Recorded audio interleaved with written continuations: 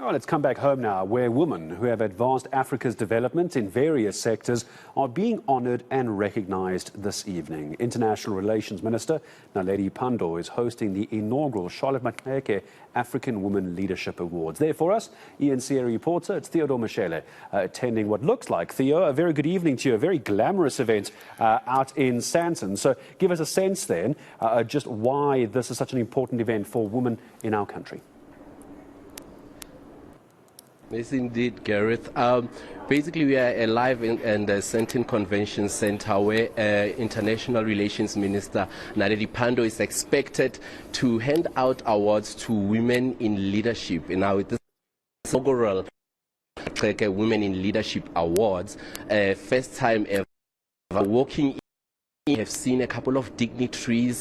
So the award is meant for the African as a whole, so not just.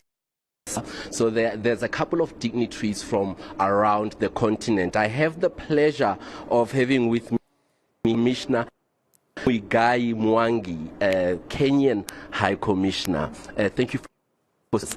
Tell us a bit about these awards and what we expect as what you are expecting from these awards tonight.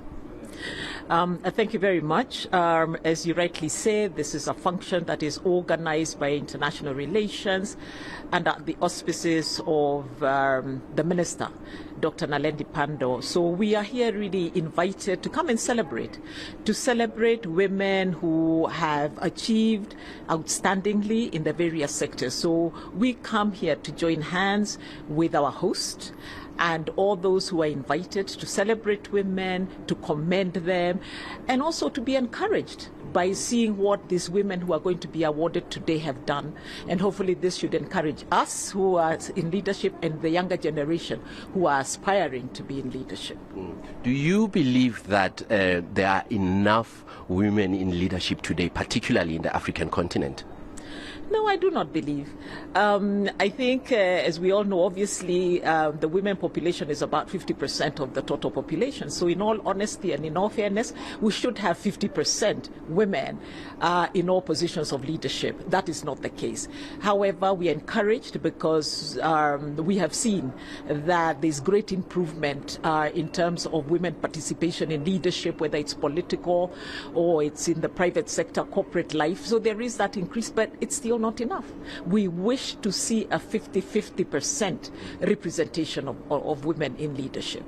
What would you say what would your recommendation be in order to maybe increase the number of women in leadership in the African continent?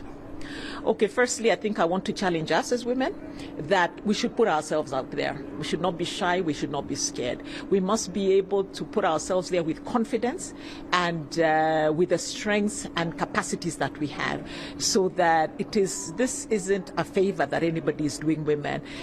We are getting out there in our rightful position. So I'd like to encourage women to do that. And also that our society would also be fair in terms of distributing these leadership positions. So really, one part has to do with the women themselves, the other has to be to do with the environment itself, that women must be given their rightful role in terms of leadership positions. Yeah. Tata Nelson Mandela once said that education is the key. Do you believe that our education system is empowering women, particularly in the African continent as a whole, to step up into leadership roles after studying? Yeah, I believe that the education system really has been one of the drivers. It's definitely been one of the drivers that have brought women to where they are. We no longer really see discrimination.